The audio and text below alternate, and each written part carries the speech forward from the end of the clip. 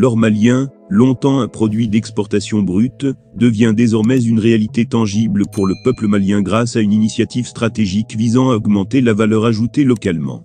En effet, dans une démarche significative pour son autonomie économique et industrielle, le Mali s'est engagé dans un partenariat avec la Russie pour ériger une raffinerie d'or sur son sol. Cette initiative marque un tournant dans la gestion des ressources naturelles du pays, le Mali étant le deuxième producteur d'or en Afrique de l'Ouest.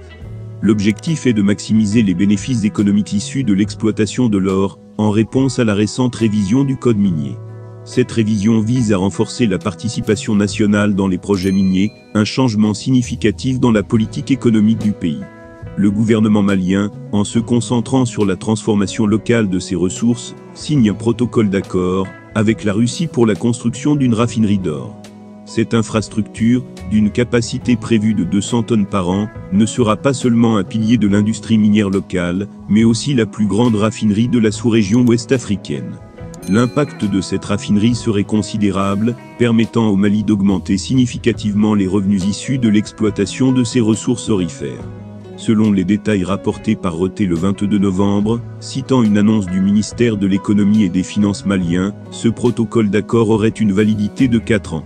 Bien qu'aucun calendrier précis pour la construction n'ait été communiqué, on peut s'attendre à ce que cette période soit mise à profit pour finaliser les détails d'un accord plus contraignant, notamment concernant le financement du projet. Le Mali, en tant que deuxième producteur d'or en Afrique de l'Ouest et troisième sur le continent en 2022, se place derrière des géants, comme le Ghana et l'Afrique du Sud. La production industrielle d'or du Mali a atteint 66,2 tonnes en 2022, à laquelle s'ajoute la production artisanale estimée, portant le total à environ 62,2 tonnes.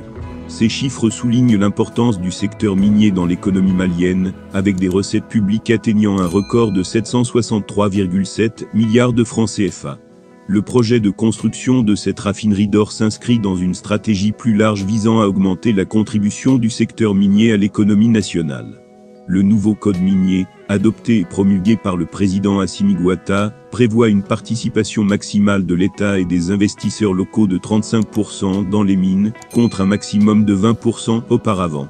Cette mesure reflète une volonté de renforcer le contrôle et les bénéfices du pays sur ses ressources naturelles. Actuellement, une grande partie de la production d'or malienne et africaine est raffinée en dehors du continent, principalement en Suisse, au Canada et en Chine. Toutefois, des pays africains tels que l'Afrique du Sud et le Zimbabwe possèdent déjà leur propre raffinerie d'or, et des projets similaires sont en cours de développement au Ghana et en RDC. Cette annonce est accueillie avec enthousiasme par le peuple malien, qui y voit une opportunité de renforcer l'économie nationale et de diminuer la dépendance extérieure. La construction de la raffinerie d'or est perçue comme une étape cruciale pour transformer le Mali en un Eldorado moderne, permettant non seulement de réduire la migration de sa population vers l'Europe, mais aussi d'améliorer significativement les conditions de vie au Mali.